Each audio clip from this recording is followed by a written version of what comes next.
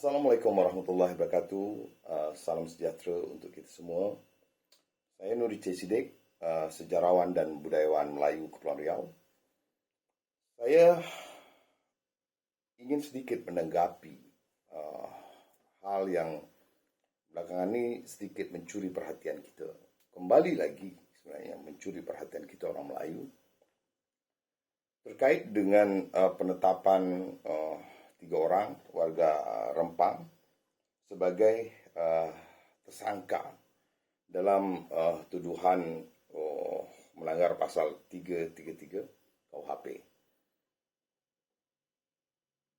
Undang-undang KUHP ini adalah satu wujud undang-undang yang dulunya adalah undang-undang Belanda, WPS disebutkan. Dia lahir ketika tahun 1915 karena di era itu semangat perjuangan bangsa Indonesia hari ini mulai menemukan titik perjuangannya kembali setelah ratusan tahun mengendur. Setelah ratusan tahun mengendur, berbeda dengan dulu era-era baru kedatangan bangsa-bangsa asing. Itu era perjuangan bangsa Indonesia yang sangat di puncak perjuangan, dan kemudian karena kelelahan juga dan itu perpecahan kerajaan di Nusantara yang sudah dimasuki oleh kepentingan Belanda, sehingga perjuangan itu semakin mengendur. Namun kemudian hari ketika banyaknya kaum muda kita yang bisa digolongkan dalam tokoh-tokoh yang intelek, maka nilai-nilai kebangsaan itu mulai tumbuh kembali terhadap cinta akan tanah air. Maka di tahun 1915 itu Belanda mulai membuat satu aturan tentang permasalahan-permasalahan hukum yang bersifat bisa menindak satu gerakan-gerakan atau satu aksi-aksi atau hal-hal yang lebih kecil daripada itu. Namun pada dasarnya undang-undang itu ialah satu undang-undang yang memang difokuskan pada satu tindakan yang unslag. Namun ketika Indonesia merdeka 1945 itu, maka undang-undang ini diadopsi mutlak secara keseluruhan menjadi KUHP, itu Undang-Undang Nomor 1 tahun 1946.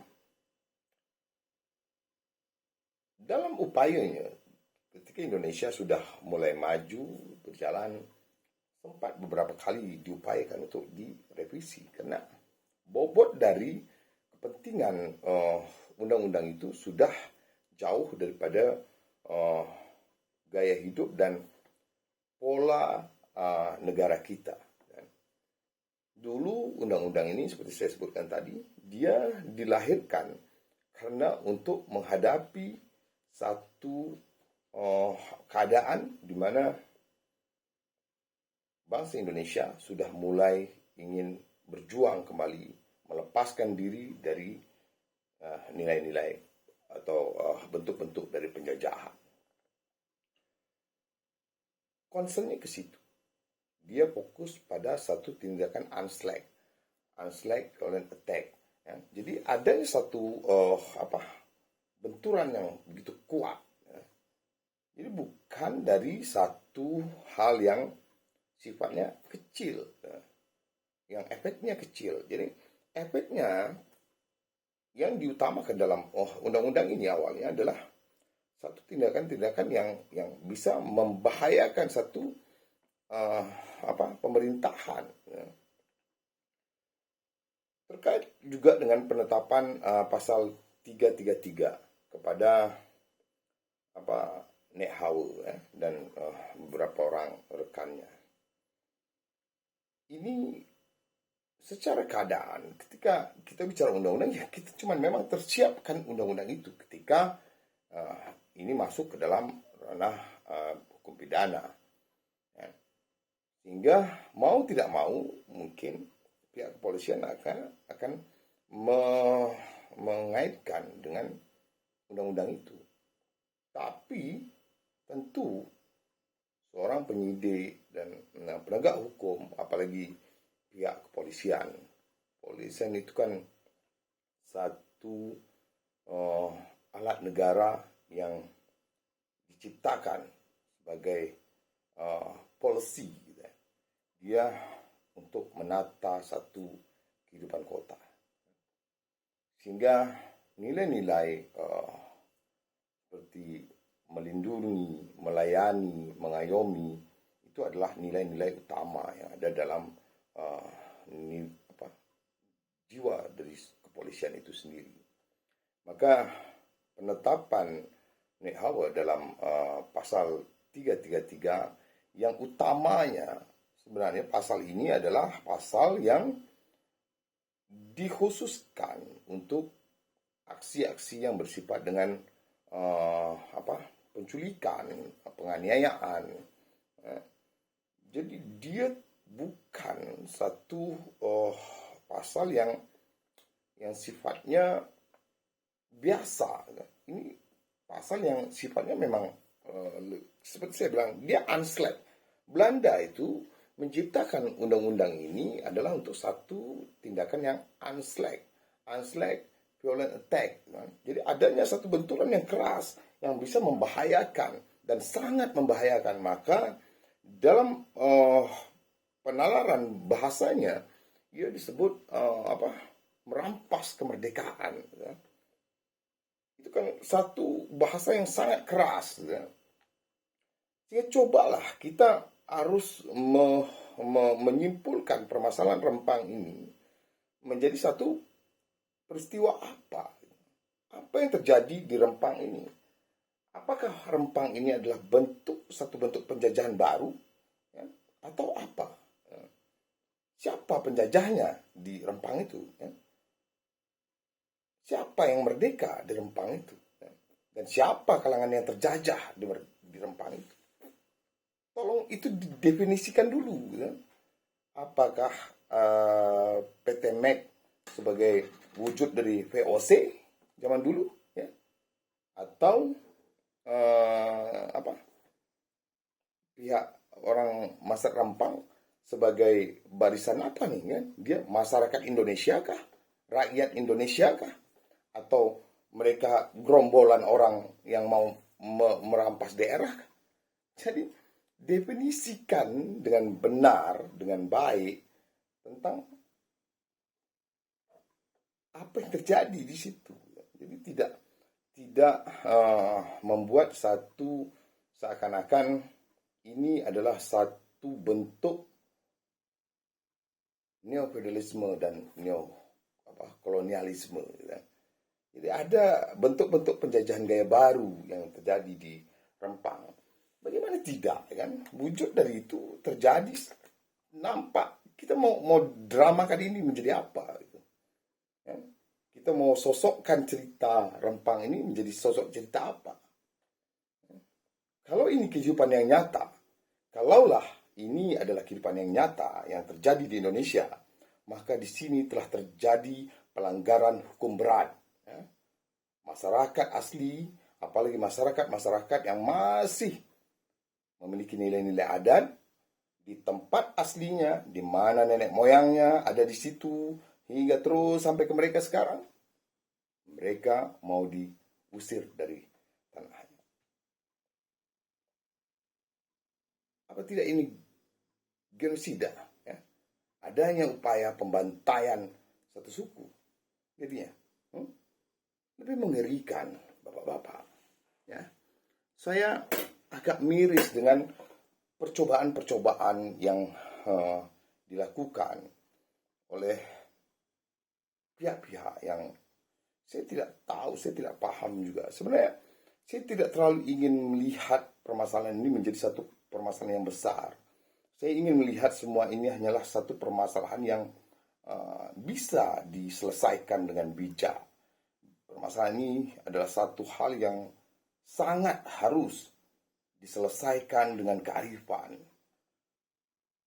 Tapi dalam prakteknya, apakah orang-orang Melayu sudah tidak memiliki kelembagaan adat yang baik? Atau orang-orang Melayu sudah tidak mematuhi aturan-aturan? Ataupun ada pihak-pihak yang datang dari luar yang ingin menjadi penjajah baru? Atau pemerintah memang sudah tidak berdaya lagi di negara ini? Kita dalam keadaan yang sangat membingungkan, seakan negara tidak punya kekuatan dalam menghadirkan aturannya. Satu sisi juga, negara punya aturan yang kuat dan itu dijalankan, tapi hanya kepada orang-orang yang bisa diterapkan undang-undang itu. Ini satu permasalahan yang sangat serius sebenarnya. Tapi lagi-lagi saya yakin semua permasalahan ini tentu akan diselesaikan dengan cara yang Indonesiawi. Cara-cara yang lebih mengedepankan nilai-nilai kemanusiaan. Ingat, kenapa kita hari ini ada sebagai satu bangsa yang bernama Indonesia? Ketika Soekarno mengatakan kepada orang-orang Melayu Kepulauan Riau, kepada tokoh-tokoh pejuang yang datang dari Kepulauan Riau ini, yang ada di Kepulauan Riau ini, maka telah sampailah ke gerbang kemerdekaan. Dan penjajahan di atas dunia harus dihapuskan. Terpukau semua orang-orang Kepulauan Riau ini. Terpukau semua orang-orang Melayu di negeri ini dengan kalimat-kalimat itu.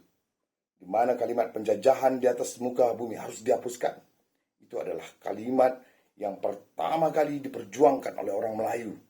Orang Melayulah bangsa di Nusantara ini yang pertama kali memperjuangkan kalimat harus merdeka itu. Maka orang Melayu itu adalah orang-orang yang sangat merindukan kemerdekaan. Orang-orang Melayu itu adalah orang-orang yang sangat merindukan ketenangan, kedamaian. Bukan lagi peperangan demi peperangan. Karena orang Melayu adalah bangsa yang sudah menghabiskan hidupnya beratus-ratus tahun hanya untuk peperangan demi peperangan. Sejarah mencatat itu, bapak-bapak. Portugis, bangsa penjajah pertama yang datang ke Nusantara ini, datang ke tanah Melayu. Jadi, jangan pertanyakan soal nasionalisme dan patriotisme orang-orang Melayu. Jangan orang-orang Melayu terus diacah-acah dengan nilai-nilai perjuangannya. Bukan juga orang Melayu menuntut keistimewaan apa-apa. Tidak, tak pernah orang Melayu menuntut itu. Tapi hargailah mereka.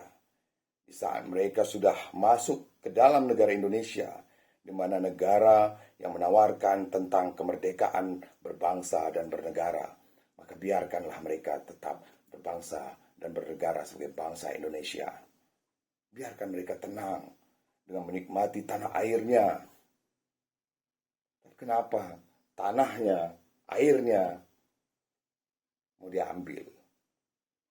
Jadi saya harap kepada semua pihak, terutama pihak penegak hukum,